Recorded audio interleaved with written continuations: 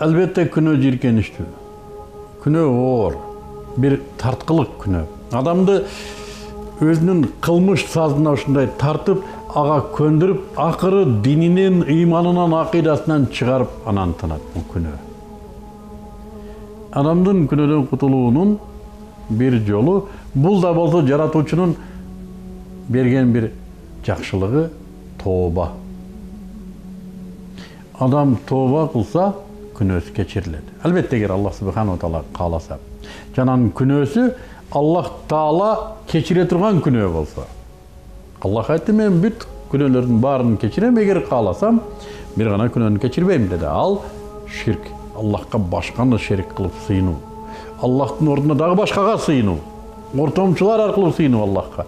Муну Аллах ширк деди, мен муну кечирбейм деди. Кудай мындан сактасын. Калган күнөөнү кааласам баарын кечирем деди. Эгер адам тооба кылса, тообасы өтсө, эмне болгон нерсе бул тооба?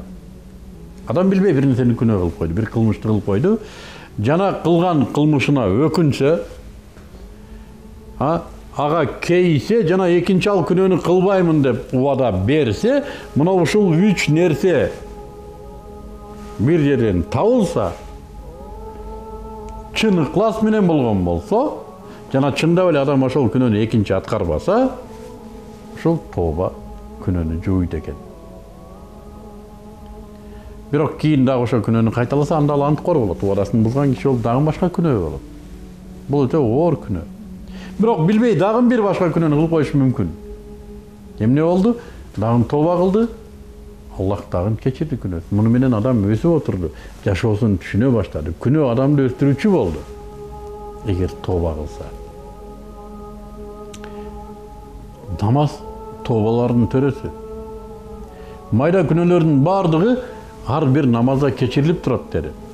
Бул намаз менен бул намаздын ортосунда кетирилген кичинекей күнөөлөрдүн бардыгы бул намазда кечирилет деди.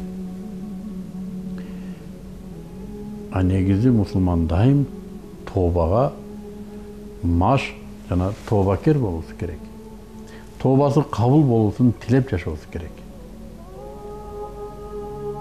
Тооба кабыл болбосо, кылынган күнөөнүн бардыгы жазылган бойдон китепте калат. Акыретте сол жактан берилип, бизди кыйратат. Сиз тооба кылып көрдүңүзбү? Чындап, өкүнүп, ыйлап, экинчи ушул күнөөнү кылбастыгыңызга ант берип көрдүңүзбү? Жана антыңызда турдуңузбу? Эгер намаз окуй элек болсоңуз, тооба кылып намазды баштадыңызбы? Tövbe kılınız, ya Müslüman.